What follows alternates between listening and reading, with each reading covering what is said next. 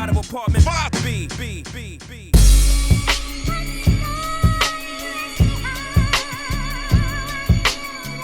You're now tuned into the Apartment 5B podcast, where we chop it up about hip-hop, R&B, sports, love and life. Hosted by Kill.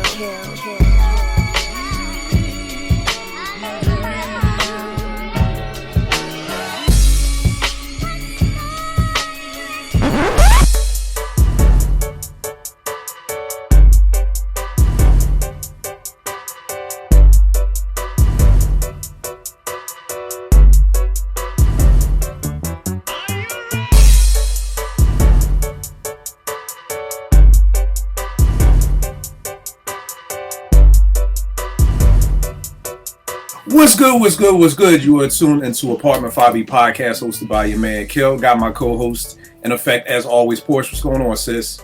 Not a whole lot, Kill. So happy to be here. So great to meet Lori Nelson Lee finally, and of course our resident attorney, Tracy Lee, joining us as usual. I love it. Exactly. Porsche has introed the guest. Everybody has to know Trey Lee. If you've even tuned into one episode of Apartment 5B, you already know the Philadelphia legend right there, Trey Lee, and his wife, Lori Nelson Lee. What's going on, y'all? Hi, I'm so happy to be here. I mean, most Sunday nights, I remember I can hear him doing Thursday. his thing. Was it Sunday night? Thursday. All I know is I'm usually in bed and I can hear him the worst time talking to y'all on this podcast. So I'm like, oh, I get to be a part of that now. Okay. Oh, nah. You already know. We're going to be chopping it up about everything because there's so much. Y'all like the hip hop power couple to me. You know what I mean? So we're going to chop it up about that. We're going to chop it up about what happened? Man, that's big shoes to fill right there. Nah, bro.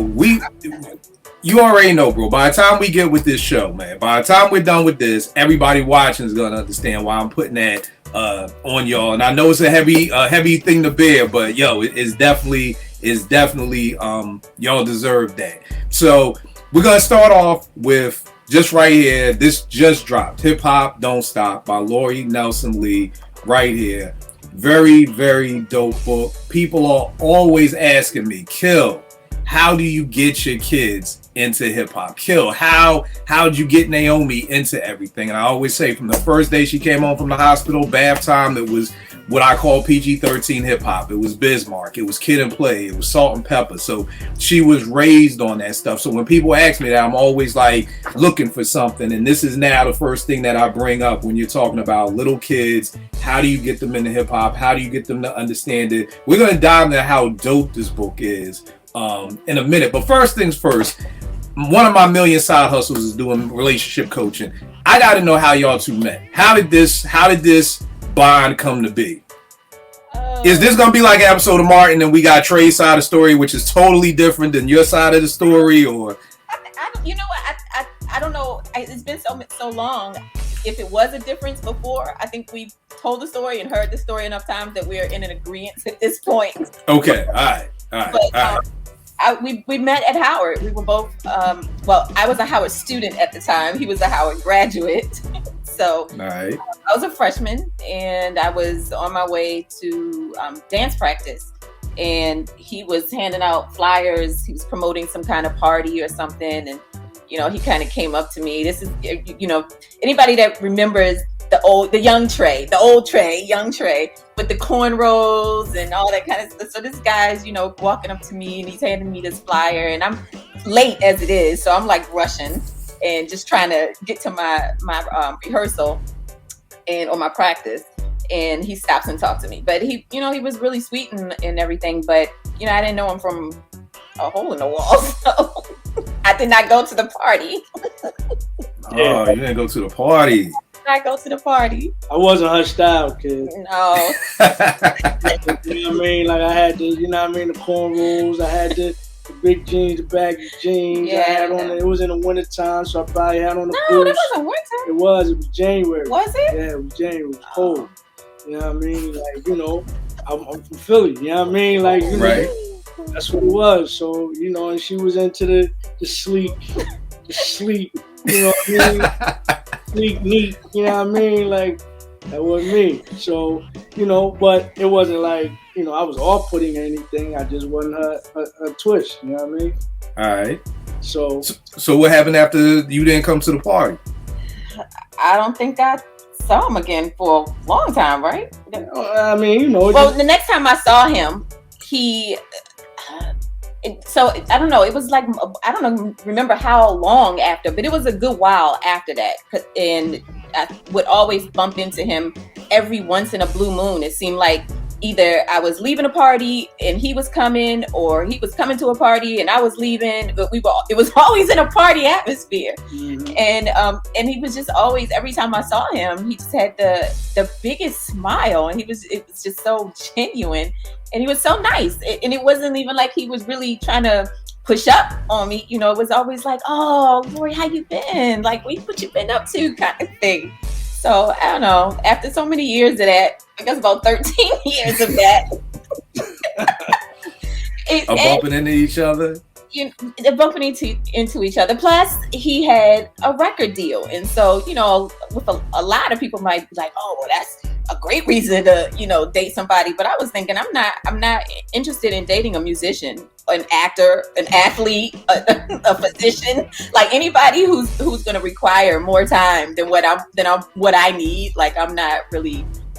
Wasn't really. That's not what I was looking for back then. So he had this record deal, and he was with the Sky Pager and all that. I'm like, I'm not paging you. Like, that's not going. I'm not going to be the DC chick, like, the Be More girl. Like, that's not going to happen.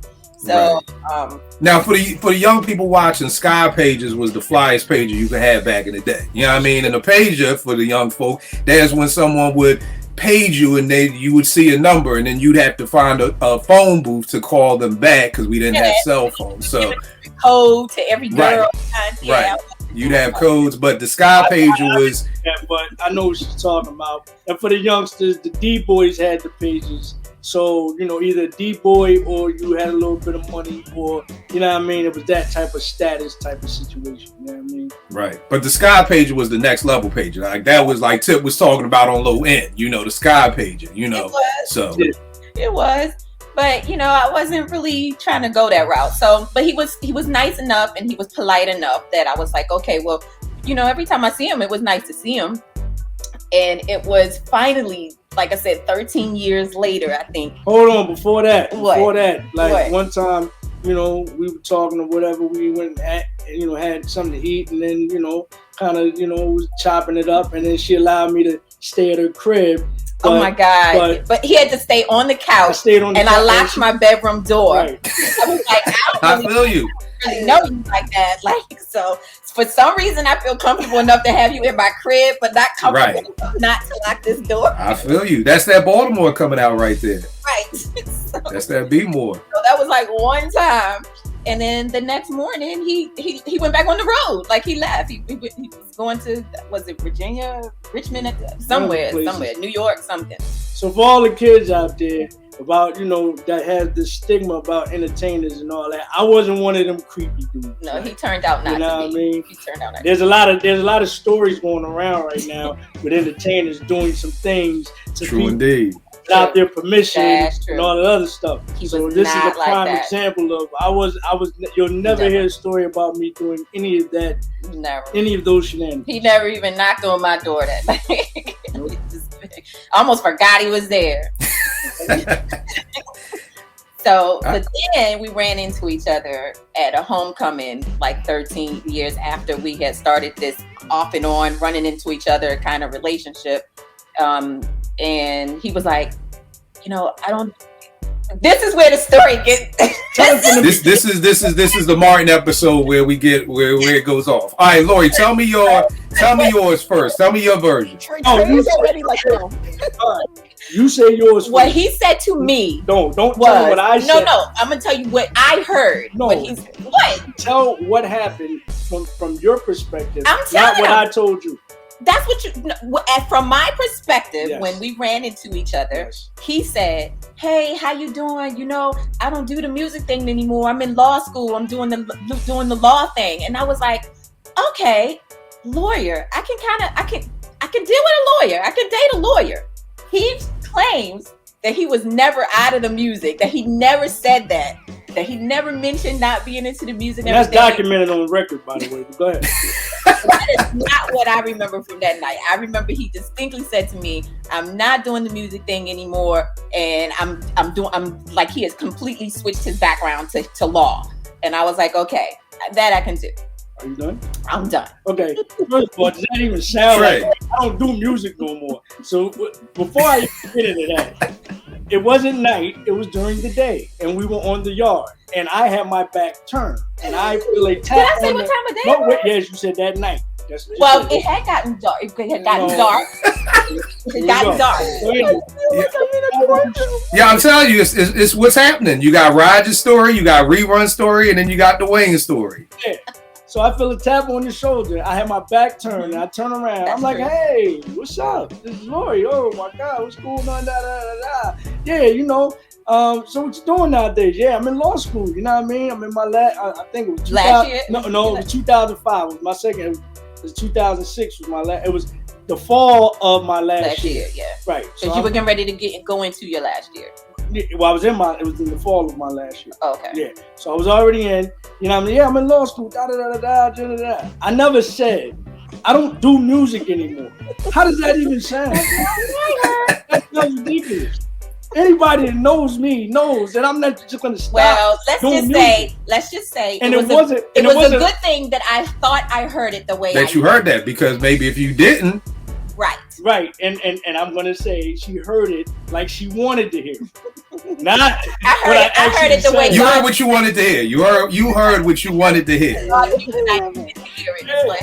So it's never not that I said that. She just heard it how she wanted, and as she said, how God wanted her to hear it. But for the record, I would never ever tell anybody that I stopped doing music.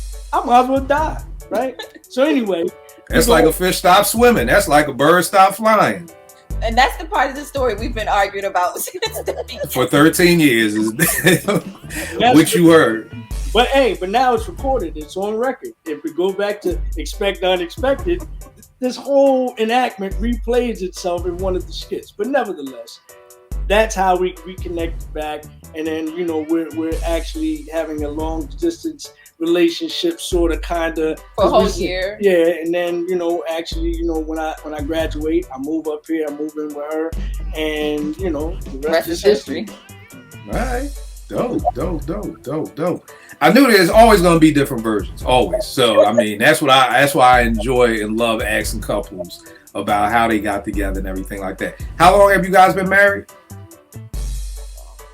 What year did it? It'd be 12 years. 12 years and this April 25th. Man, that's a long time. 12 years. Yep. What's you know what? I'll get into what's the secret later.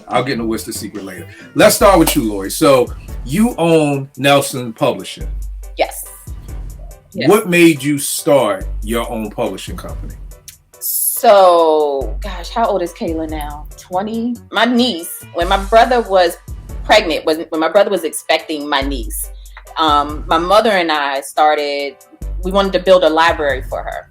And we started looking for children's books. And in a nutshell, what we were finding is that the majority of the books were really not of children of color. And when we could find the ones that were of children of color, it was almost always tied to a person in history, like little Malcolm and little Martin, and, you know, little this, little that. It was very seldom back then were we able to find books where kids were just being kids, like, you know, snow angels, riding bikes, you know, that kind of thing.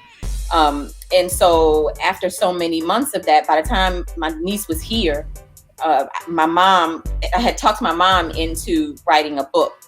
I was like, you should just write one. I wasn't going to write it. I was like, you should just write a book. And because my mother likes to write. That's where I get it from. And she was started, but she was, you know, kind of getting stuck. So I was like, okay, what if I do one with you? And I'll do one, you do one, and, you know, we'll go through this process together, because we knew nothing about self-publishing 20 years ago. It was nothing like what it is today. It was a lot of underground, like having to meet people that were doing the same things and learning from. It wasn't like just, you could just do a simple Google search now and find thousands of sites with information and stuff like that. It was not readily easily to find, easy to find back then. So, we were going through this whole process together, and by the time we were done, we had 2 books. So my mom had written a book called I Can Do It Myself, and I wrote a book called Hillary's Big Business Adventure, The Adventures of Hillary's Big Business Adventure.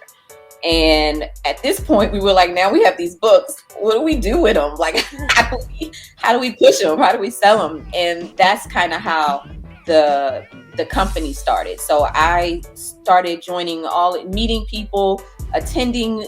Back then, it was way before COVID time, so people were meeting in person, and there were a lot of groups. Meet Me was a big place where I could go online and find people. And finally, I found a group. I found my group, which was a bunch of independent writers, independent authors, and publishers who had a wealth of information. Everybody was still basically learning off of each other.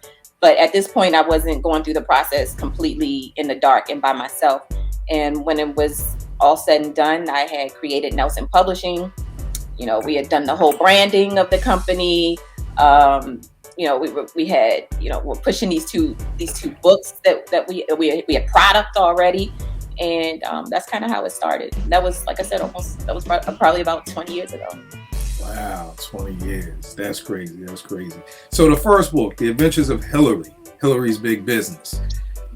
Trey knows this because when he would come over to get cuts, I'd always be like, what's your process? I'm always, I can't rap, I make beats. So I'm always like, how do y'all do what you do with the pen? So where did the process for that one come from? So Hillary was really based off of me. Like when I was younger, I was always trying to find hustles, basically, for a lack of a better word. I was always finding hustles. Some people sell candy, some kids sell candy, some kids sell pencils. I would do all of it, candy, pencils. I would, back then we were always required to cover our books. We had to put book covers on our books. Yeah. I would decorate book covers and sell them to the kids, or, just all kinds of stuff. And so, but my favorite thing to do every summer, I would do a neighborhood yard sale. We lived in Baltimore City. Our unit actually was at the end of the row houses. So we had like the biggest yard, and it was the yard that was right off of the main street. So our yard could be seen a lot easily. And we used to just clean up at that yard sale. And that really was the basis for that book. When I was at Howard, that's what my major was. I was a business major at Howard, and then kind of pulling from that, and then remembering what, the things that I used to do as a kid, and trying to put that into a story that was entertaining, but also educating kids at the same time. So and it was my first book. So I'm not even going to sit here and pretend like it didn't have some flaws in it. There were things that I would definitely do different. But for it to be the first book out, and we ended up doing a national tour for that book. Wow. It was, we got really, really, people were really open to it, and we were doing a lot of sales, and everything was going great. So, until Obama got the office. That's crazy. What changed when Obama got it? Well, it just, every time there's a change, into a recession. Every time there's a change Right. in government, we go through a major recession. And for whatever reason, at that time, one of the main things that were getting killed, one of the main industries that was getting killed was the entertainment industry. Whether it was like a lot of the mom and pop bookstores that I was used to doing book signings in and selling, putting my books on the shelf, and so a lot of them went out of business. Even some of the big ones like Borders went out of business. Barnes and Noble shut down a whole lot of stores. It was just turning into something different. But music was affected. Movies were affected. But the books really got hit hard. So yeah, we had this really great year, and then things took a bit of a turn. But it's like, you can't be mad. I mean, it was Obama. Right. Nah, that makes perfect sense. So how do you, with everybody doing e-publishing now and getting their books, electronically now, how do you fight that? How do you fight being able to still put out, actually have product? Like, that's one of the things, and we'll get into with Trey's whole glory rollout, because I always joke with him, like, he's the only person who still has an album that's 3 years old that still feels like it just came out yesterday, because he's found a way to like time stretch this album for like 3-4 years. So how do you combat that? I really don't. If I did that, I would never put anything out there. It's because the markets are saturated. I mean, that's just the truth of it.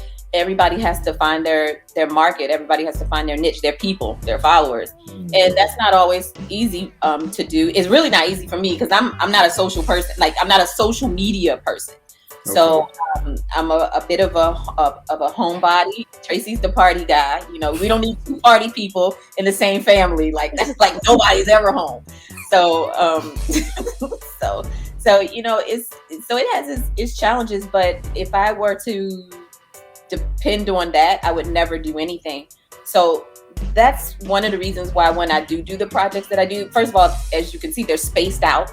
Mm-hmm. I did Hillary, and then I think I did the Danica book 6 years later or something like that, and then the hip hop book another 6 years later. So they're spaced out because something has to really motivate me. Something I really need to feel something to do it, and not to mention you have to have the funding behind it, because illustrations have just like skyrocketed. Like, artists are like not as cheap as they used to be.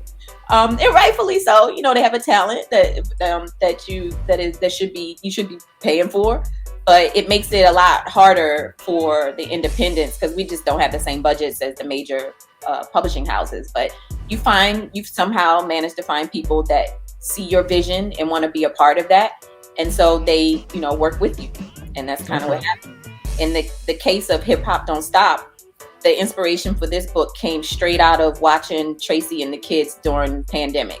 So it's like my life was so used to being, hustle and bustle. And you have like in the evenings, like 2 to 3 hours really to spend with your kids each day. And even with that, it's like rushing. It's like, I got to cook dinner. I got to feed them. I got to get them a bath. I got to get them in bed. So that quality time thing was kind of being pushed to just weekends. And of course, weekends are filled with all the errands and stuff you can't do during the week. So having that time, I mean, that nobody would have predicted or would have wished for the pandemic to happen the way that this all went down. But if there's a blessing at all in it, is that I was able to spend so much time with my family that you can't pay for. Like, it's just priceless. And watching him with them is really where Hip Hop Don't Stop came from. That's so dope to hear. And it's crazy because whenever Trey and I talk about Glory, we always say how that was like our soundtrack through the pandemic.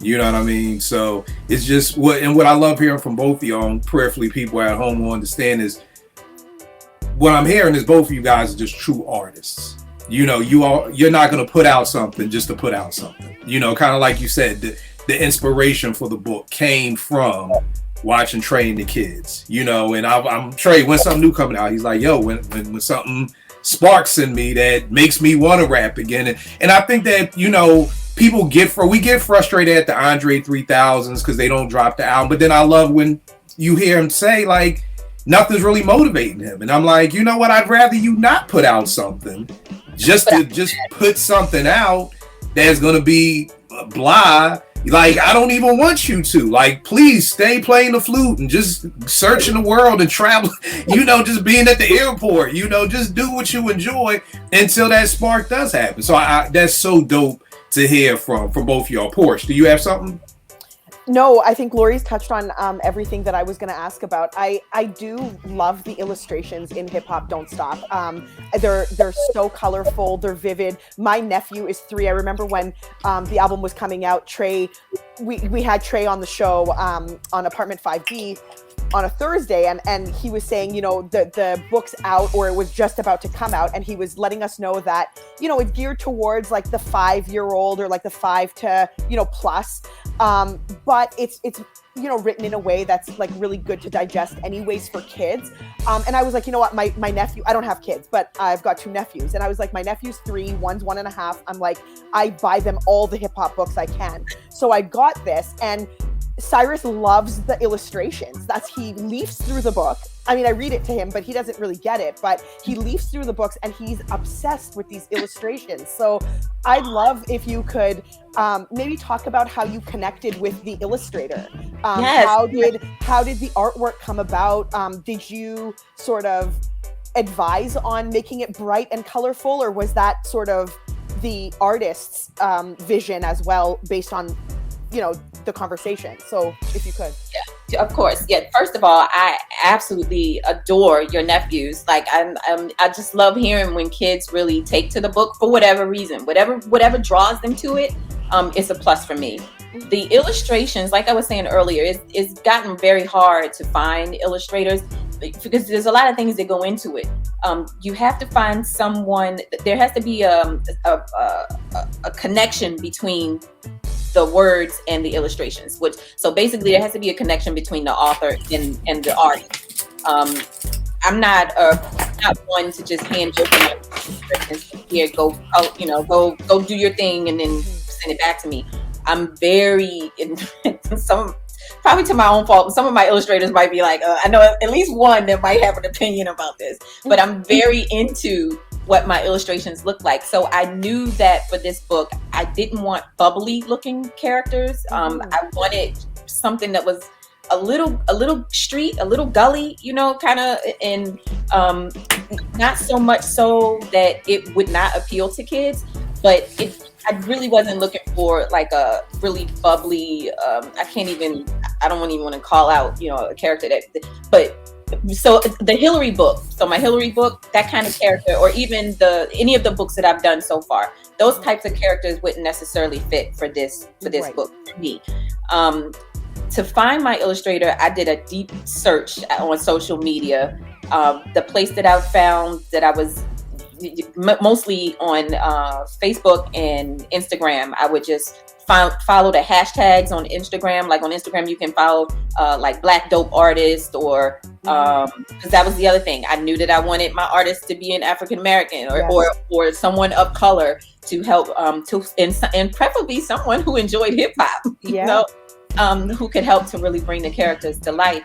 But I ended up finding her, and I think it was, I had put out all these, hey, I'm looking for an artist kind of thing. And I'd gotten some back, but some of these people had like 2-year wait lists, and their prices were like they thought my name was Random House or something.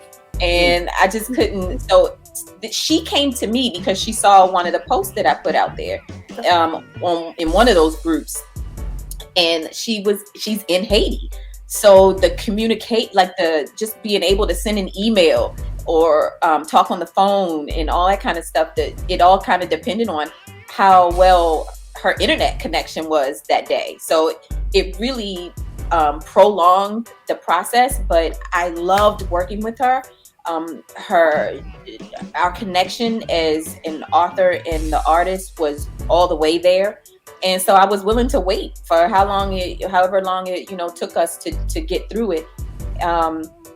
And she brought so much to the table. So yeah, I went through every page and I was like, this is what I want on this page. This is what I want for this double page spread. There were a couple pages that I told her I have no idea what I'm going to do for these 2 pages. So surprise me. Like there were at least 2 pages that was like that. And I can tell you one of them was the illustration which is really one of my favorites. The boy in the galaxy. He's like in space. Yeah. That was from her own head. Like, and I was like, that's perfect. That's exactly what I would have thought of if I could have thought of it.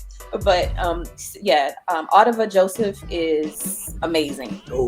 Amazing. Dope. I just want to show, like, this is one of my favorites, and it's because of like the detail work in the illustrations. Like, there's a phone that's taking a picture of this, and it's like perfectly proportioned. Like, the details, the way that the illustrator was able to bring, like you said, just bring those words and those pages to life in a way that's so attractive. That was the one. So even after I found her and she showed me some of the stuff that she had done previously, I sent her the words from that page and I said, I want to see something that looks like community, like Yes. like a city community, Yeah. and show me what you had. So that was the first instruction, and that's all I gave her. Like I wouldn't give her any more detail than that, and that's what she came back with, and that's when I knew I had to work with her. Yeah, I mean, it's and like the lollipops, like it's just a lot of things that is just totally attractive, and it doesn't surprise me. Like every time Cyrus comes over to my place, he goes for this book, and it's because he leafs through it, and then it finishes and he leafs through it again. And his younger brother is only 1.5, so he's kind of like just crumpling pages at this point. But Cyrus loves, and he like makes up his own story. Although I am trying to, integrate hip hop into Cyrus's life very, properly, just kind of like Kill did with Nay. Cyrus listens to Pete Rock and CL Smooth and Heavy D, and he's only allowed to listen to those guys right now because they're all no curse words and stuff. Yeah. So this is another one where my sister and her husband are like, oh, we love this book. Like this book is great. You can totally, they're very selective with what kind of hip hop I can expose them to. But this one, they were like, oh, this is such a fantastic book. Like I it's appreciate it. amazing. Yeah. I love it, and I will add probably the biggest. It wasn't even an issue because once I would mention it, she would easily fix it. But it was kind of funny actually because she is in Haiti, and so what's surrounding her is very tropical. Some of the pictures she would send me, and it would be like real tropical, and I'd be like, yeah, we got to take these trees and these flowers out. Yeah. Like, but there are still like very like oceans and stuff. This is Cyrus's favorite page, the crayons, and it's because it's just so bright and so he colors with crayons. So for him now, he's like, oh, this is something it's like a relatable, connecting sort of. I'll have to send you the coloring page. We actually have the coloring page. So when I do school events, I had her take a couple of the pages from the book, 3 of the pages actually, and turn them into like coloring book pages. And that was one of the ones because of all the crayons and stuff. Yeah, that's awesome. That's so cool. So I'm trying to get her to do an actual coloring book. Yeah, he wants me to do a whole coloring book. I was just gonna say, will you, and what is the process, I guess, of doing it that way? Like, do you take what the artist, your illustrator submits you and sort of just extract out the color? No, she did that. So she does it. So that it's done professionally and doesn't look like I just like grayscaled it and all that kind of stuff. Yeah. She actually recreates the page in her software and what she's using, and she turns it into actual professional coloring pages. Yeah. Oh, that's perfect. I think you should. I'm with Trey. I think you should absolutely come out with a coloring book based off of the pictures.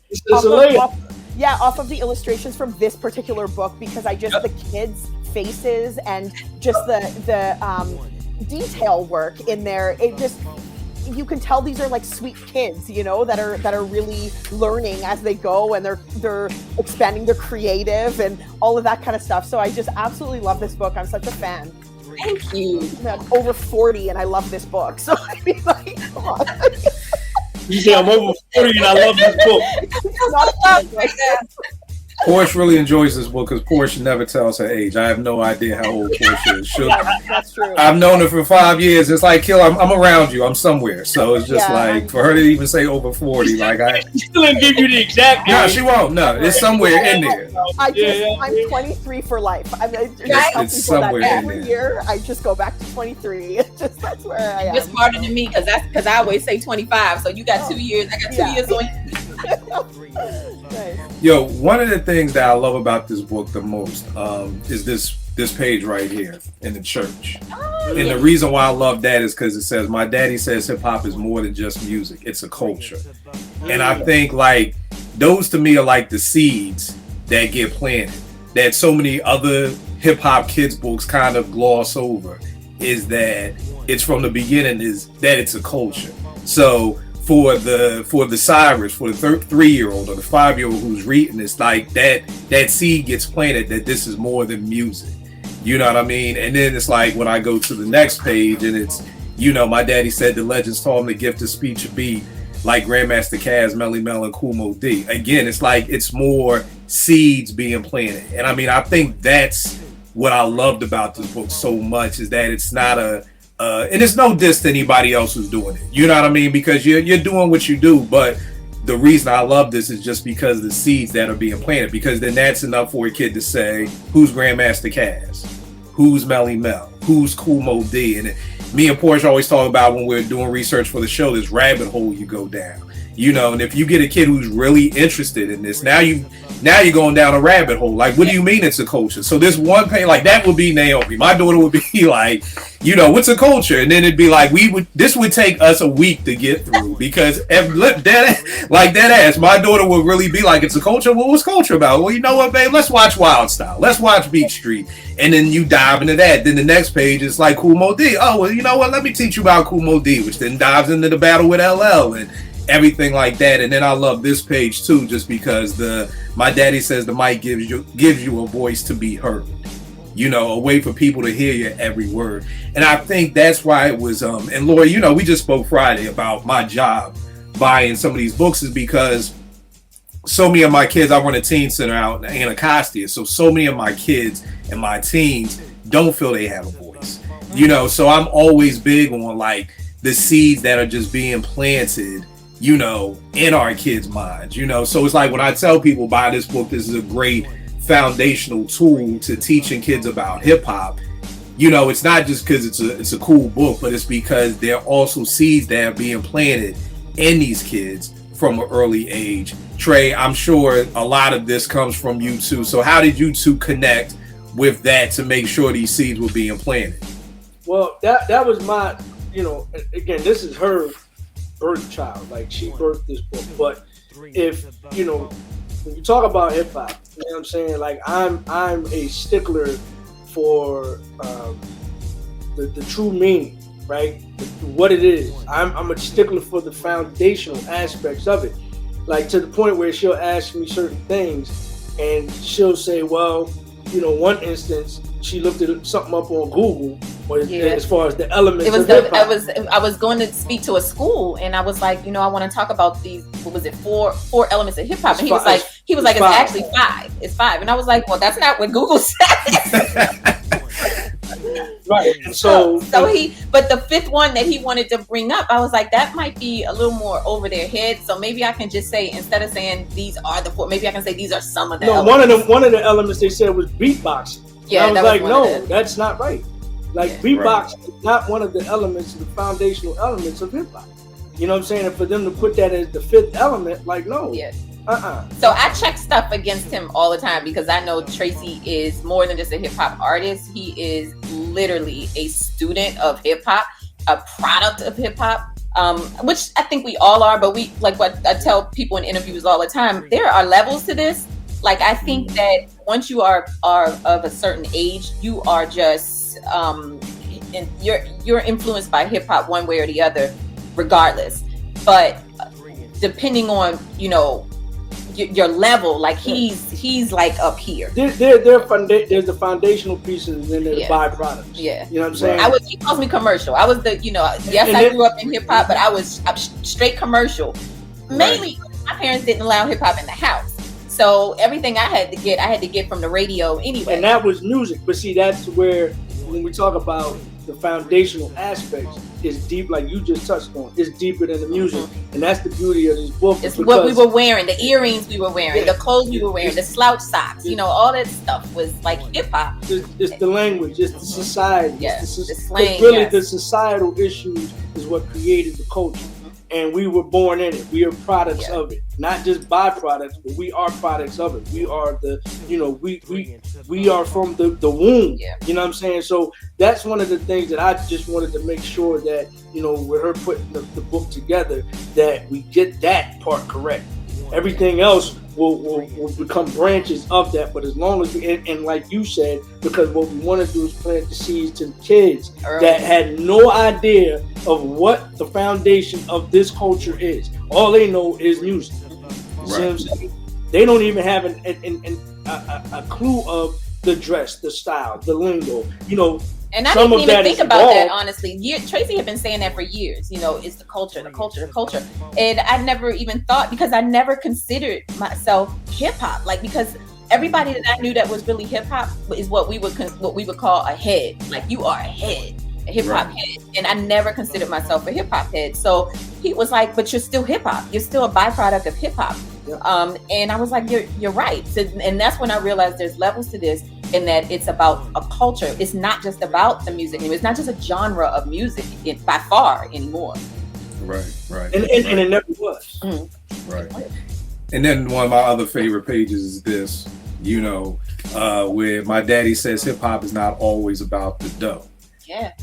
Because again, and to me, by me working with kids for the past 22 Hold on, but there's a double entendre with that, because it's not always about the dough and she's in there cooking, right? Right. I see your work, Trey. I see you putting in work. I see you, Playboy.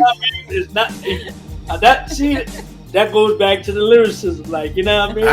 I see your work. I didn't help him with that at all. I was like, I only asked him for a couple things, definitely because the book was supposed to be about him and our kids. It was about the lessons that he's teaching our kids in his own hip hop dad way. So there were some things that I would have to go back and be like, hey, how would you do this? Or how would, on the page where we talked about Kumo D and Melly Mel and all that. I said, who are your top 3?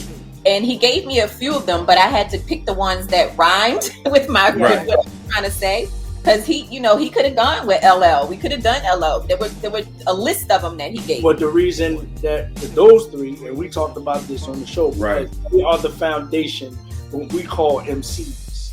I was actually going to say that's one of my favorite things about the mention of Kaz and Melly Mel is that you could have picked anybody current, because this is a current book. But when you take it back that far, it forces the parent or the person who's like me, reading this with Cyrus to be like, oh, let me tell you about Melly Mel. Let me tell you about Kaz.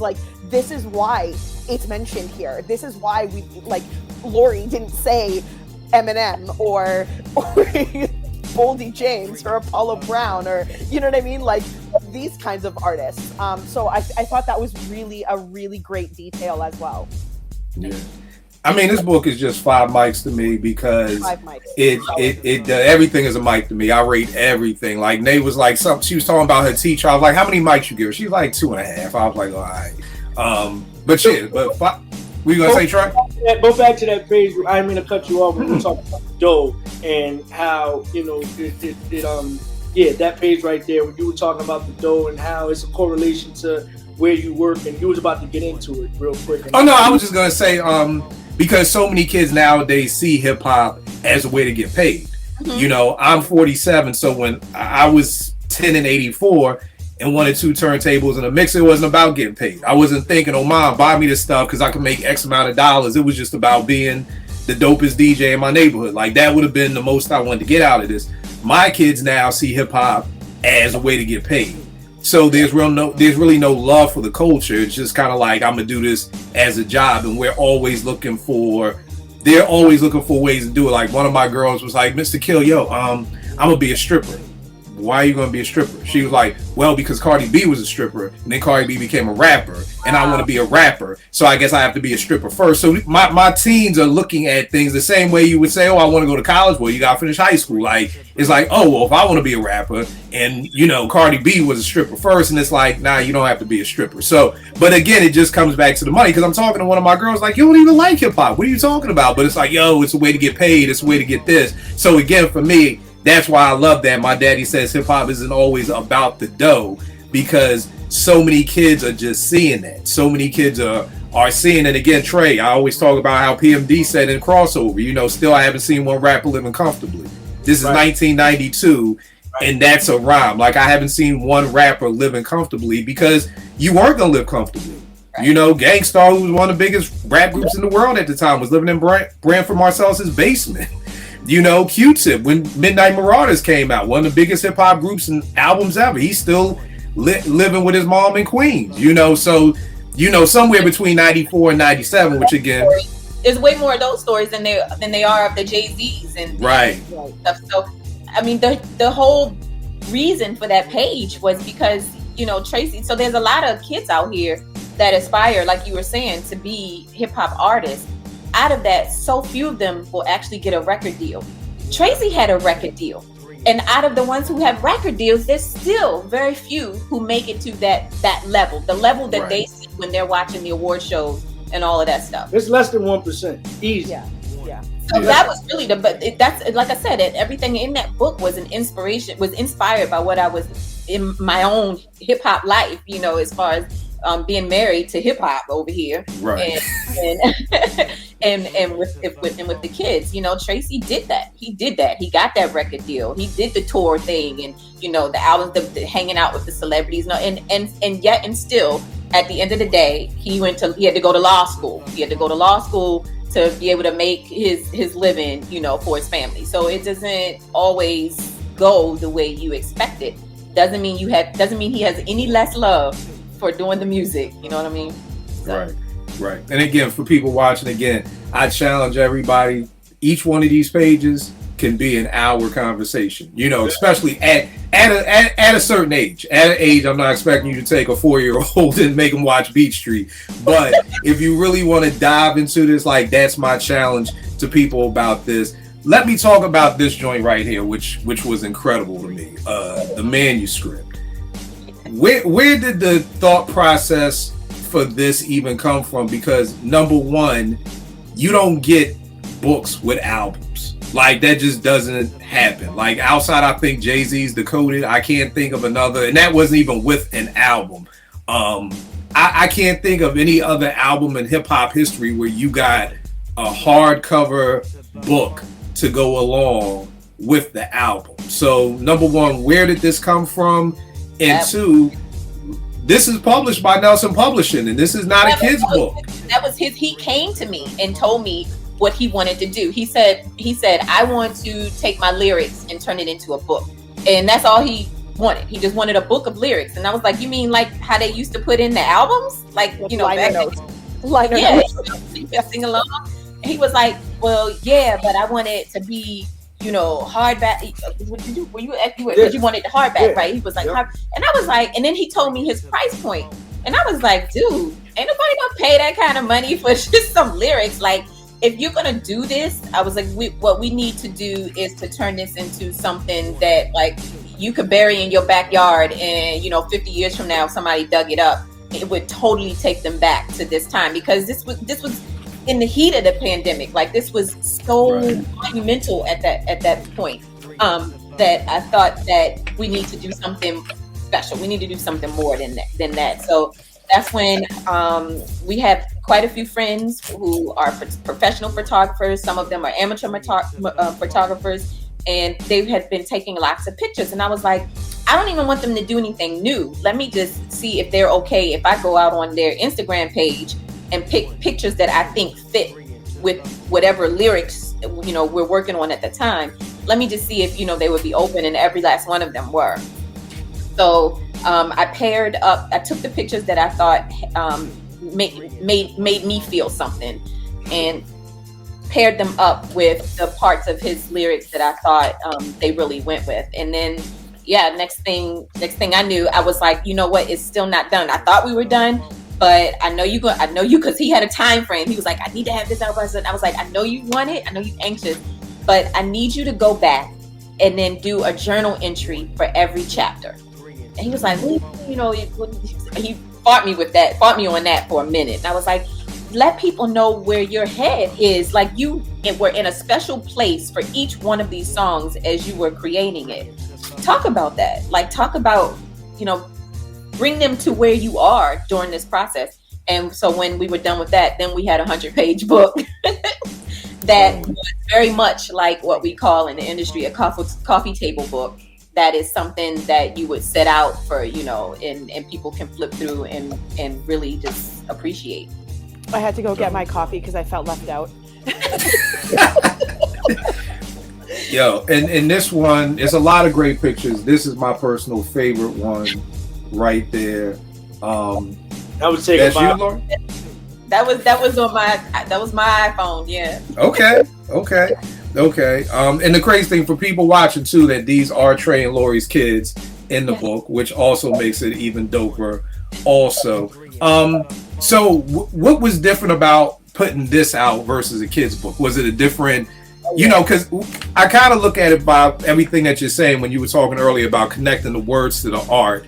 I felt like that's like an MC being like, I need to find the perfect producer. So it's kind of like what Trey and O'Jiz had for that. I kind of got the same, gist from you. Like, I need something to match my words with the art. So he need a producer to match his rhymes with the perfect beat. It's almost like the label who does all hip hop, and then they kind of go off and they kind of do an indie rock release. You kind of have to change the marketing. You got to change what you're used to doing. You being the kids book, how did you have to switch? Was there a switch to change? Is it still the okay? Like, yes, it was. You gotta think. Children's book is, at least for the level that I've been dealing with, is anywhere from like 350 to 1,500 words. Like, this was, and the pages are 32 pages. It's like this was a lot more, which meant there was a lot of editing that had to be done. Tracy wanted to do.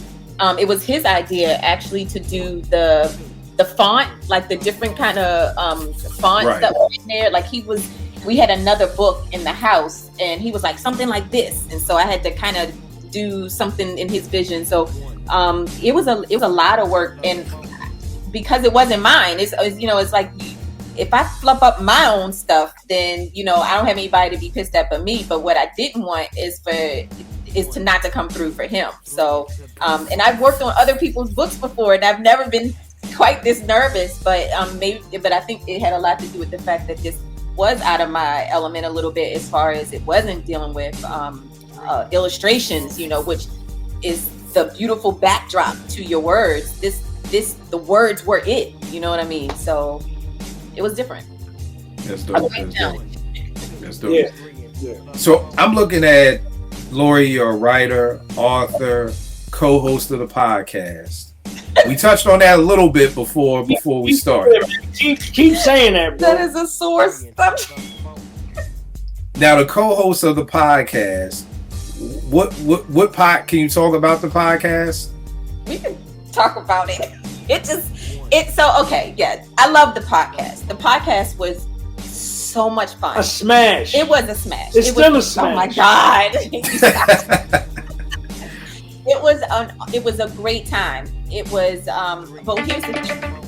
When Tracy came to me, he was like, I want to do a podcast, just me and Blinks. That's his DJ, right? That's one of his DJs. He's like, just me and Blinks. We just going to talk about sports and hip hop. And something that I have a terrible habit of doing is taking something that's supposed to be little and making it massive. That's good. That's her gift. Making it massive. I.e. this book. She just explained how I came with a simple idea, and she flushed it out and made it what it's supposed to be. So here's another example. So this thing that was supposed to be two people, and then me helping them, turned into a project where we had like 13 people on staff, working for free, mind you. And they loved it. And everybody in their specialty. So we had actual audio guys working audio, actual video, cinematographers doing, the video work. We had like real producers doing, helping me. I had a production team. And I had just had a baby. I had a toddler at home. I was, working. I had, a company, a husband whose projects I'm trying to support, and a company of my own. And it was like a lot. And what I did not enjoy, Noted. What I did not enjoy was, if I kept telling them, I said, we have two options here.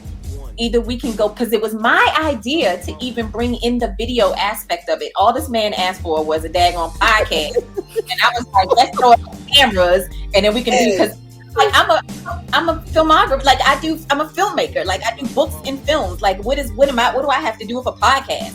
So if you want me involved, we need to throw up some cameras. That was like the worst thing I probably. And mind you, this is before the real boom of podcasts started happening. Yeah. Like we were on the cutting edge of something that now is like, everybody does. Everybody does, but still they're not doing what we did. Still to this day.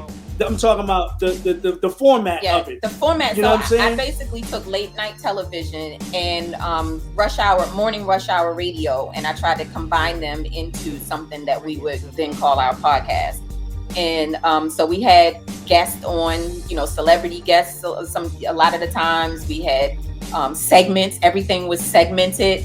Oh my God, we had a lot of fun. We did, but it had become like another job. And I was just tired. And I was just like, if we can either go back, if we could just turn this into a podcast, if we can eliminate the video portion of it. Plus Tracy wanted to do live streaming. So we were doing video and we were live streaming on Facebook and IG. Instagram. It was just, I was like, I don't want to have to do makeup and hair every week and worry about what I'm going to be wearing in front of, I don't want to do every week. It was every other week. It was every other Saturday.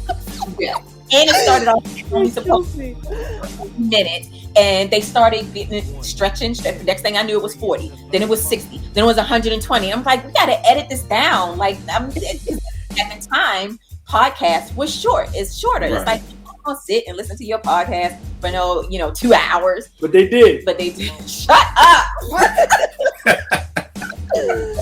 So then I said, if you don't want it, so they didn't want to get rid of the video, and I didn't want to do it. So I was like, okay, so what we can do is I will put it on me, and I will find another host, like another co-host, to add to the team, and then I will just produce from behind the scene from home. And he was like, but it's married to hip hop. Like, hi, everybody, every suggestion I came up with wasn't good enough, and so it just died. I was like, I'm done. I'm tired. Like, so I went and with Mommy, and I continued to support him. He was, still putting out music and stuff, and yeah, that was it. All right. Well, one thing that you touched on too that I wanted to get into, you said filmmaker. Yeah. So can you talk about that for a minute? How did that buzz catch on to do the whole screenwriter thing? After I had done the Hillary book, a friend of mine, I can't remember exactly who, or somehow somebody had sent me, because of the book, and they saw that I'd done this children's book. Somebody sent me something that they saw online somewhere that was talking about Nickelodeon. Looking for writers and stuff, and so it was a part of the ABFF, was the American Black Film Festival, and so you had to submit an actual spec script and get invited to this workshop with Nickelodeon executives. And I didn't even know what a spec script was. I didn't realize at the time that writing for every writing is different. Writing music is different from writing books. Depending on the genre of book, is different. Writing for children is different from writing from teens, and different from writing for adults. It's different from television. It's different from film. Everything is a different type. I just, at the very early stages, I just thought you're a writer, and that's not the case at all. But so I had to do a lot of research at the time, and I found out what a spec script was. I did a spec script for a show that used to come on back then called Samantha Who, which was a show that I loved, with Christina Applegate. And that script got me into the program. I got an invite to go to, at the time it was in California. So I went it was in LA that year. So I went to LA, and that with the execs, it was a room full of nothing but I don't even remember how many of us, maybe 20 or 30 or so people were actually invited in. Some of them were teens, like 2 people writing together. And then they had these execs, and I was, all excited and green and everything. And we got in there, and they ripped each one of us a new one. Like, I mean, it was horrible. But they were like, you got to have tough skin. This is what happens in a writer's room. We will pick your shit apart, basically, right, and sit home crying. And it was like, I was like, oh, did we even, like, am I supposed to be here? Like, it was that bad. And they were like, trust me, there were people, you guys were the ones that got invited in. Like, so we saw something, but we still gonna rip it apart.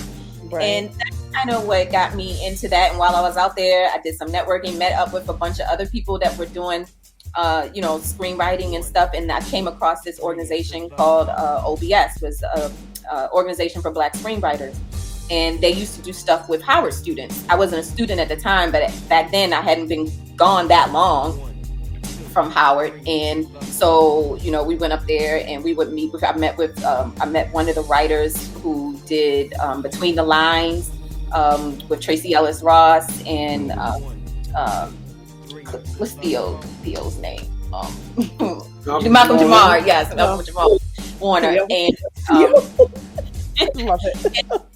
and a few other people. Like one of the writers had been working with Shonda Rhimes, who was still relatively new at that time. I think she had only had the one show at that time.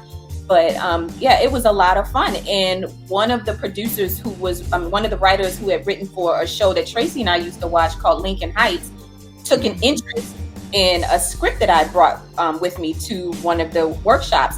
So they were like, we're going to do this thing where we're going to give anybody who wants to, anybody who's brave enough, we'll let you read, what was it, 1 page or 3 pages of your script. If you don't grab our interest in those first 3 pages or whatever it was, we're just going to keep moving on. So I silly raised my hand and read it, and they liked it to the point that they had some people in the class get up and act it out. Like they had them act it out. And this guy who was a writer for Lincoln Heights came up to me afterwards and said, what you going to do with this script? It was a short. It was a 20-minute short. And it was based off of my book, off of the Hillary's Big Business Adventure book. And I was like, well, I don't really know. I'm thinking about maybe, producing it. But at the time I didn't even know what that entailed. And he was like, I want to be an executive producer for it, which basically means I want to give you some money to do it. So I was like, what? Word? Okay. And I get to put your name on it. So his name was Tracy. His name is Tracy Grant. So yeah, that was an awesome experience. And I got to do my first film. And after that, I got bit by the bug big time, because it was like, now I get to see my words really come to life, because people are like acting it out. It's like awesome. And but it's also very expensive. So I did a lot of working on other people's projects. I only did 2 projects of my own outside of doing some videos for Tracy, but only 2 film projects. So, and one of them is on Amazon Prime. So what's the name of it? Unraveled, and it's featuring Tracy Lee. He's like the lead role. He had to audition for that, mind you. I was not. People were like, he was gonna put you. I was like, no, I did not want to give it to him. I was like, no, I don't want. He's not an actor. No, I'm serious about my art. But and it came down to him and one other guy, and everybody. I got outvoted. Really, everybody else voted for Tracy, and I was like, God dang it. Okay, that's how he got the part. Dope. So Trey, here's the thing for me. How do y'all balance everything? Y'all have 2 beautiful kids. Good question. You're working, you're a lawyer, you're rapping, you're a writer, author, filmmaker. How do y'all balance all of this and then put out quality work too? Because there's people who can balance, who can do a lot, and then the work is like 1 to 2 mics, but y'all are putting out these incredible projects. You know what I mean? So what's the secret? How do you do it? Because I'm sure there are people watching who are like, I want that. You know what I mean? I'm sure there are a lot of husband and wife teams or people out there who may be single who can't, just like how you said, Lori, like the podcast, I just had a kid, I'm doing this, How do you balance that? How do you guys figure out what project comes first? Like, what's the secret? Want me to answer it? You don't think you want me to answer it? Here's the thing. We're both pretty anal when it comes to our work. Like, so it's hard for us to put out crap. Like, it is hard. Like, and Tracy will, we'll look at stuff all the time, especially with the books. Like, I'll show him something. He'd be like, see, you putting too much thought into it. You putting too much thought into it. That's why, you look at this person is put this out and it's selling like hotcakes, and this ain't even, whatever. And so he was like, but the more we sit on it, the less people are gonna know about. Anybody's gonna know about it if we don't put it out there. So, but yeah, it's hard because I'm somewhat of a perfectionist, and I don't I want my books, when you have my book in your hand, I don't want you to be able to tell. That is a pet peeve of mine, is that people who think that independent publishers or independent authors, just back in the day, I used to see people that looked like it was 2 seconds off of just photocopying it and stapling it, Right. It's like, I don't want that. I want you to be able to put my book up against anything that you would buy out of Borders and not know that it wasn't produced at, a traditional publishing house. So I don't know. It can bite you in the butt sometimes because like with Hip Hop Don't Stop, I wanted to do a hardback book. I did not want to do a hardback book. Not for this one. I didn't. I wanted to be something because first of all, I anticipated it. Okay. I didn't want to do this, and I certainly hadn't thought about. It wasn't my first thought to do it through Amazon, because I was thinking if I do it through a traditional printer, the paper's thicker, right? So I'm looking for something that kids will keep for a very long time and reopen and reopen and reopen. And I didn't want it to be something that was, crap. But what I ended up doing is looking at all these books. My kids both have libraries of their own in their room. And I went through their bookshelves and I started pulling out books that I bought from bookstores, from Scholastic, from their school, from Amazon, other books off of, Amazon. And I started comparing them. And honestly, I couldn't tell one paperback from the next, from the next, from the next. So I was like, maybe I am being a little bit too, stuck in the mud in this. So in an effort to lessen a lot of the work myself of having to, or trying to find my team dealing with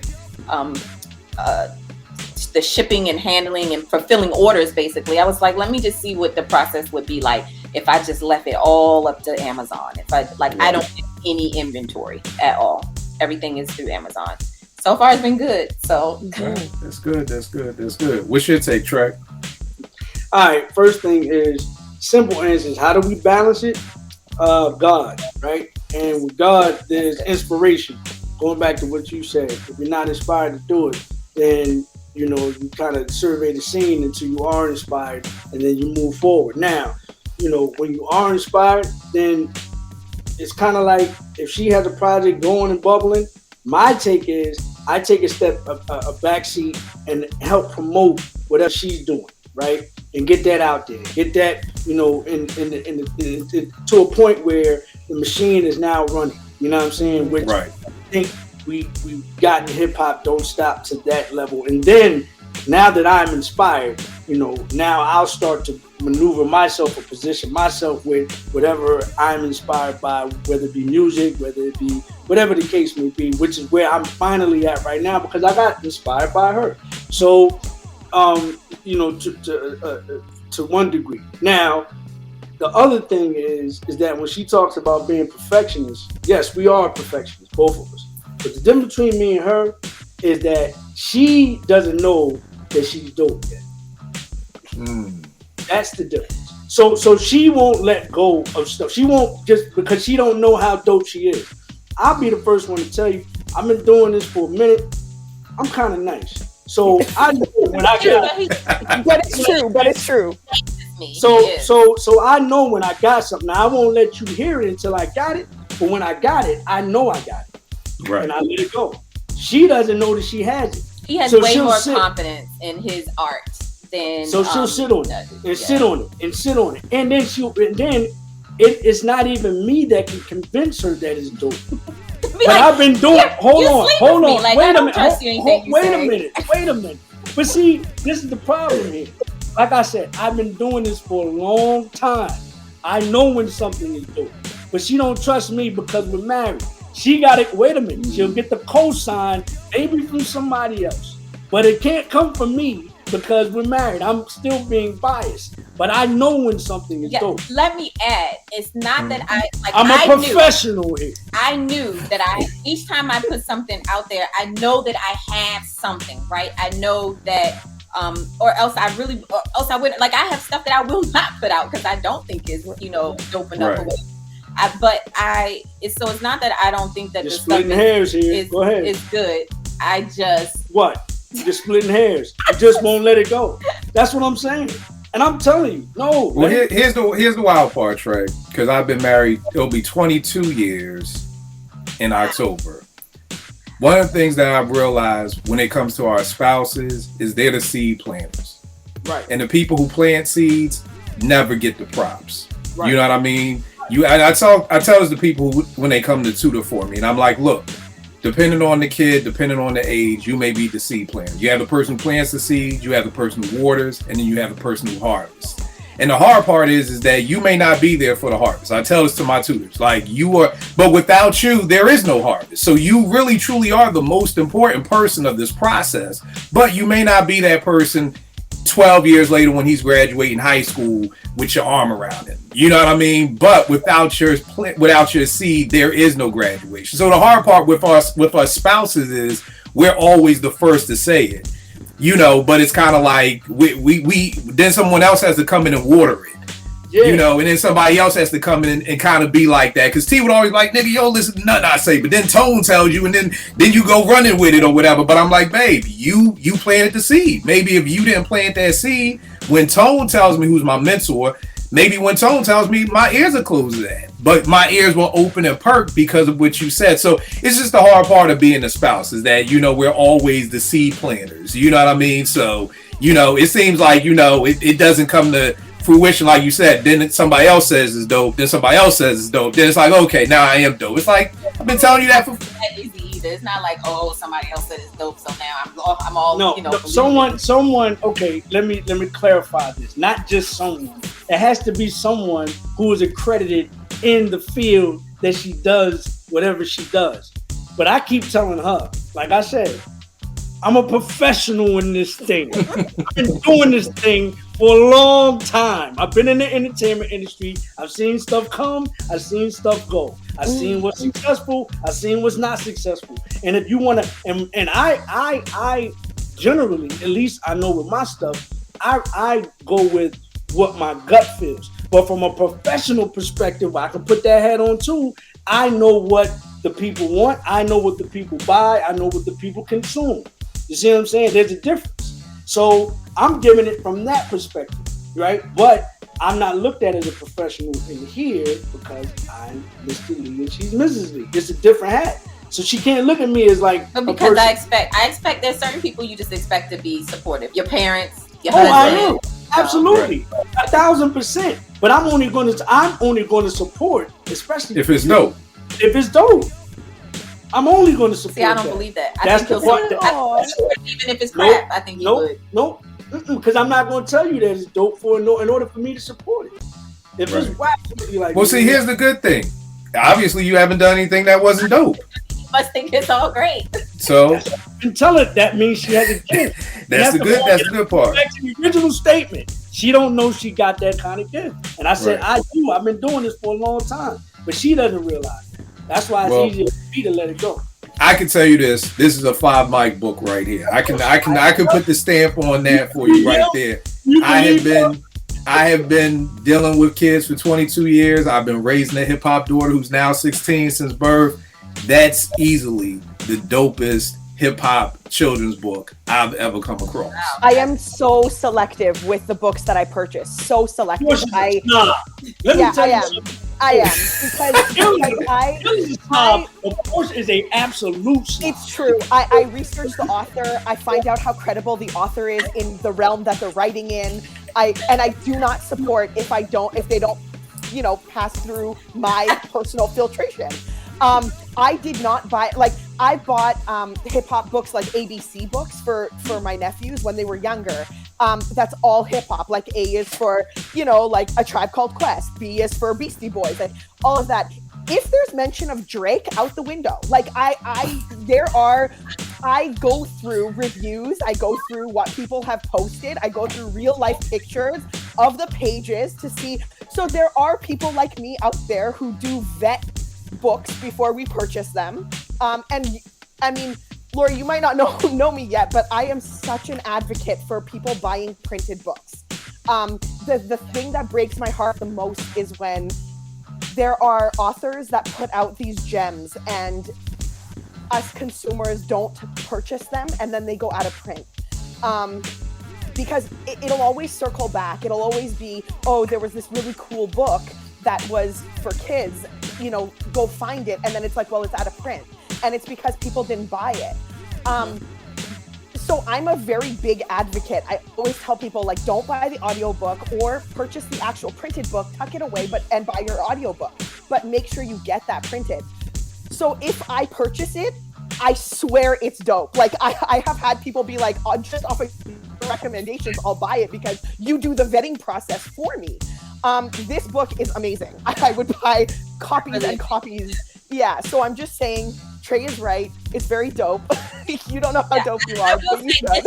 Probably with each one, I was learning my way through this. You know, the very first one had a lot of mistakes. The second one had a few, and this one I think is probably the closest to what I would consider to be perfection for me, as a writer of children's books. And I think it had a lot to do with the fact that it was about my husband and my 2 kids. And for that reason, I feel like it is double dope. I give myself 5 mics for this. All right, there you go. There you go. Yay. Finally. There you go. I feel like I had very little to do with. All I had to do was observe and put it into a form that other people could enjoy. That was it. They gave me everything I needed. But believe it or not, that's the most difficult part, to put it in a form that everybody else.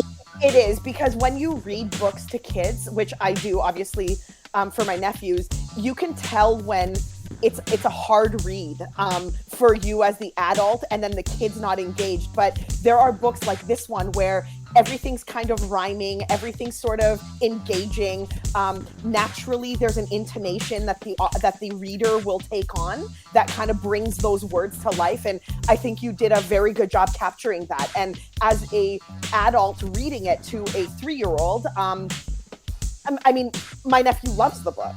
He, again, like I said, it's always on my coffee table, and he always leafs through it when he comes through. And it never leaves that spot because I just want it to be here when he comes in. I love it. Thank you. Yeah, so I mean, it is one of those. It is a 5 mic book for sure. Yo, Porch, like, she don't really understand, but I'll school her later, like how much of a snob she is. She rebels in that. Like she rebels in. Portia's gonna research everything before she buys it. Like Portia is the opposite of me. I will buy anything first and then be like, "Oh, damn, it wasn't good." Portia will never get caught with the, "Oh, it wasn't good." Like she's gonna make sure if her money's on it that it's dope. Wasn't good. Right. So that she doesn't understand Portia, but coming from her, man, I'm telling you, she knows. I mean, I'm speechless. For you to even get that type of, you know what I mean? Like, it's a lot of things. A lot of things goes into being a good writer. And as you said, Lori, like writing for kids is very different than writing for adults. And you can just tell based on the attention level. I mean, there's a whole psychology behind it, but even the attention level of kids, you can't draw it out. You can't. It's got to be kind of like bang, bang, bang to get their attention for that page, for that moment, every single time, and then have it so that it's a concise, full circle story. All of those things. So, you know, we read these books that authors of children's books put out, not knowing all of the stuff that they kind of put into it to make it so successful for the kid who's enjoying it at the end. So I really appreciate you for that and it's so special that I can tell you these things. Typically I read books and I can't tell the author, like, you know, Eric Dyson, your book on Illmatic was like a bore when you tackled One Love. Like I couldn't even read that chapter. You remember when me and him got into it on Twitter, Porsche? Yeah, I remember. Yeah, no, like, yeah. Oh yeah. I can't stand dude. Like literally, like he said something. He was like, "Well, Nas liked my book," and I was like, "Nigga, if I wrote a book about giraffes, the fucking giraffe would like the book too." You know what I mean? So we're going back and forth. Like that's one thing about me, Lori. I have no cut cards. I argue with John. I argue with Jay-Z. It doesn't matter. And I told him, I said, "Bro, you work at Georgetown." When he was over there, I said, "Bro, my teen center's right in Anacostia. Why don't you come through and me and you'll debate this?" You know what I mean? It'd be dope for the kids to meet you and see you. Like, how can you turn that down? And he didn't respond to that. But you responded to when I said the book was 2 mics and, you know, and he was like, "Well, Nas liked it." Well, nigga, a giraffe would like a book that if I wrote a book about giraffes. Like, yeah, who's not? If you write a book about me and it's 2 mics, I'm going to say it's 5 mics. So, again, but yeah, so you're right, Porsche. Let me put this out there quickly, and I know it's off topic, but Michael Eric Dyson's a good author. He's just a scholarly author about hip hop. And I don't know that to digest hip hop. I don't know that everybody wants it to be at a scholarly level, and I think he kind of does that. He does that because he can, and I don't know. He just sounds like somebody who had a good subscription to Vibe and the Source. That's all. Like I bought his "Holler If You Hear Me" book. He wrote a book about Pac, and I bought it. Like I don't know that I'd buy any more, but it is what it is. All that to say, Lori, is that she's glad that she can talk to the author herself and tell you how dope you are. I will purchase them. I'm telling you that right now because it's very engaging. And I don't know about buying more. But I think definitely everybody, Hip Hop Don't Stop, very dope book. Cop it on Amazon. I'm copping the Racketies for my teen centers because we will put my teen center back together, and we did the library, and I'll send Trey. I'll send you guys a picture of it, and it was dope because we had all these black books, and I'm like, this is what we need more. We need black books for our black kids to be reading, and then it kind of hit me like, yo, we gotta buy this. We have to buy this so that these kids can understand, the origin of hip hop and everything like that. Lori, where can they get at you? I know you said you're not a big social media person, but where can they follow you? I'm promoting a book right now, so I have to be, I'm forced to be. I spend more time probably on Instagram than on Facebook, but those are really the only two. Like I have a Twitter account that I can't even remember logging for. That's how long ago. I just don't do that. Y'all just hit me up to get to her. That's all. But I got you.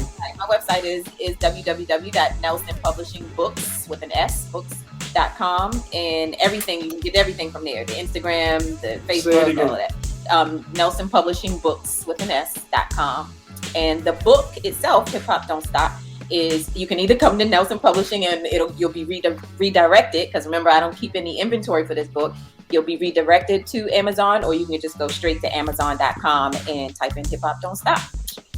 Somebody told me to make sure, they were like, don't just tell them to do Hip Hop Don't Stop, say Hip Hop Don't Stop Lori, because there's like other books that come up with something. So whatever floats your boat, but eventually you get to it.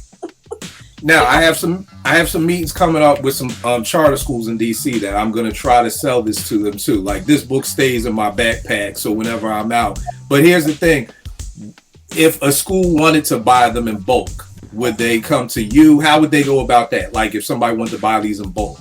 So we do bulk purchases for schools and nonprofits actually. So and it comes with, it's a whole program. So it's like I do a virtual book reading, and there's like a Q&A, there's a discussion. We talk about how the elements of hip hop that are in this book, they're actually learning in school. There's an element of it that you're getting from art. Graffiti is art. And the music itself, is the beatboxing and all of that is from music class. The movement, when you're dancing and all that, that's the PE part of it. It's body movement. It's like we go through the whole thing. English, all that, phonics, all of that. And so yeah, if they hit me up, and then I can send them the proposal for that. There is a substantial discount for bulk purchases of 50 books or more to schools and nonprofits only. So all right, cool. And Trey, where can they get Glory the manuscript, Glory the album, Glory the merch? Where can they get everything? TracyLeeMusic.com. That's TraCeylee music.com. You can also get to the music on all streaming platforms. As far as anything connected to Tracy Lee social media wise, you can go to IG Tracy Lee ESQ, TraCeyleeESQ. I'm on Twitter at Trey Lee, TRAYLEE. You can go to YouTube, go to Left TV, LLEFT TV. That's LLEFT, left spelled with 2 L's, EFT TV, to moving forward for all content regarding Tracy Lee, upcoming music, upcoming albums, upcoming videos, upcoming podcast that I'm working on. Not with me. She's producing it. Am I? Yeah, you are. She's producing it. And sometimes you just gotta, you know what I mean? You just got Brody, man. You know what I mean? Yeah. So be on the lookout for a new podcast with me and my man Blinks, called the A&Rs on Left TV, produced by Lori Nelson. We know this. You got it. No doubt. Porsche, where can they get at you, miss? Before I say that, I just want to, I do this sometimes on our Twitter spaces. So on a previous show of Apartment 5B, we were talking about independent labels, and we Kill had us talk about our favorite or who we think has the dopest independent label, and my choice was actually Left Entertainment, because according to the way we defined it on the show, it was a fully functioning label or entity that everything went through in-house through you guys. And I just want to circle back to the beginning of this particular show where Kill said you guys are like the hip hop power couple. So this is why, because you guys are a fully functioning like ecosystem of business functions inside of this. You guys produce, you're the content creators, and then you're the producers of those content creators, and then you're also the media and the marketing, and every single branch comes just through you guys. And I really want to commend you for that, because just hearing everything that goes into the books that you write, Lori, and then everything that we know Trey does in terms of music and hip hop and merch and all of that, it's such a giant undertaking. And then to know that you guys do this and you have kids, like, it's just mind blowing. Yeah. See what I'm doing right now during this interview? Look, this green screen won't let me be good. It won't let me be. Yeah, I'm not surprised. And they just acting up. They just acting up. and Porsche, thank you so much, because let me tell you, it's painful. It's painful doing this. It's really kind of like this. And thank you guys, especially for the Glory project. You know what I'm saying? And I'm going to solicit for your services on projects moving forward, but just it's hard enough trying to get the word out there, you know what I mean? And programs like this, like Apartment 5B, man, it's hard enough, trying to get, the word out there on different projects that we do, trying to get to other branches that we may not have access to, because once you go around your circle of people, it kind of dies down. So you got to get it. Depend on that circle, you know what I'm saying? To take it. To take that circle to take it to other circles. So thank you guys for, giving us these spaces and avenues to be able to promote and market and things like that, because again, on the inside, it's just really like every other month, one of us is talking the other off the ledge. It's like, I quit. I'm not doing this no more. Man. That's real rap. I believe it. And I'm not surprised, because these are very big projects and big undertakings, like I said. So again, Lori, I know you may or may not have watched that episode, but I just wanted you to know that your efforts and everything that you do doesn't go unnoticed. I mean, it's a lot. It's a lot that you guys do, and to get product of this caliber and quality is just so special. And again, I'm an advocate for buying printed material, so I hope everybody actually goes and purchases the book in print. I know some of my followers on Twitter have tagged Trey and tagged me. They've bought multiple copies, and they're handing them out to libraries and donating them and gifting them and stuff like that. So I hope that it continues to go with this momentum, and I hope that it reignites momentum if it has died down. So thank you so much. If all goes well, there'll be a Hip Hop Don't Stop Christmas book. Okay, there you go. Special. That's so awesome. And Porsche, thank you for saying that too, because you're right. I never got back to why I was calling them the hip hop power couple, and it's for everything that Porsche just said. Sometimes as viewers of people in the public eye, it's like, oh, they're a power couple because they're rich, or they're a power couple because of X, Y, and Z. To me, you guys are the power couple because, just like Porsche said, you've got a publishing company, a record company, all within under the same roof, and you guys are doing it all 100% independent. And to me, that to me is how I define the power couple. So to me, thank you, Porsche, for getting that, because I didn't even come back to it. This is why you're the co-host, which is Lori. She's just like you. She don't want the title. Like Porsche was like, I'm filling out something, and should I just put what did you say? I'm a panelist. I'm like, nigga, you the co-host. Like, I would just put panelist. It's like, but you're the co-host. And I'm like, yo, let me tell you something. When you fight, when you get married, Porsche, you're gonna fight for that title. You're fighting for that wife title. So why, when you have the title, would you be like, oh, I'm just his girlfriend? No, you'd be like, you have fought for that title, live with that title. Like, you are the co-host. You know, so you know, titles are important. They're very important. So and y'all already know what it is with me, Kill889, IG, Twitter. We'll make beats for food. Lori, Trey, as always, thank you guys for chopping it up with us, man. Thank you so much. It was so great.